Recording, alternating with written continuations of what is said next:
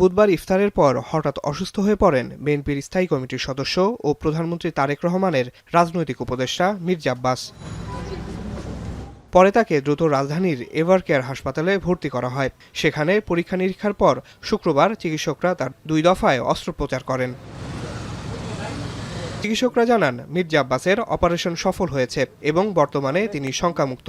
মস্তিষ্কে ইনফেকশনজনিত কারণে রক্ত সরবরাহ বন্ধ হয়ে স্ট্রোক করেছিলেন তিনি। এখন আছেন নিবিড় পর্যবেক্ষণে। ওনার রক্ত সাপ্লাই বন্ধ হয়ে একটা স্ট্রোক করছে।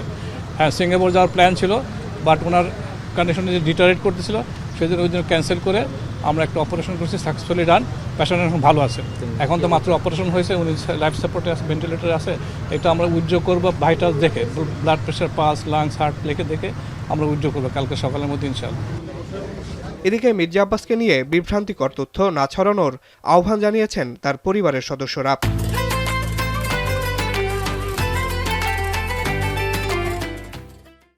আমরা রোজাটা ভেঙে নামাজটা পড়তে যাই, মাগরিবের নামাজ শুরু করে দ্বিতীয় রাকাতে গিয়ে ওনার খুব সম্ভবত মাথা খুব জোরে ব্যথা করে ওঠে আর কি।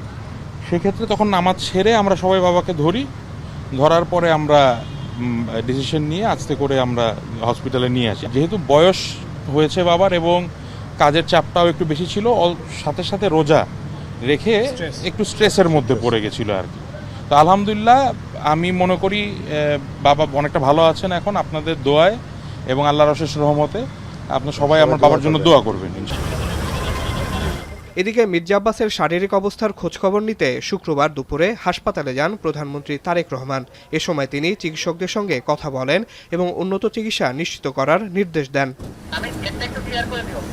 এছাড়া বিএনপির মহাসচিব মির্জা ফখরুল ইসলাম আলমগীর, স্থায়ী কমিটির সদস্য ডক্টর আব্দুল মঈন খান সহ দলের জ্যেষ্ঠ নেতারাও হাসপাতালে গিয়ে মির্জা আব্বাসের খোঁজখবর নেন। আসিফ ইকবাল খান, এখন, ঢাকা।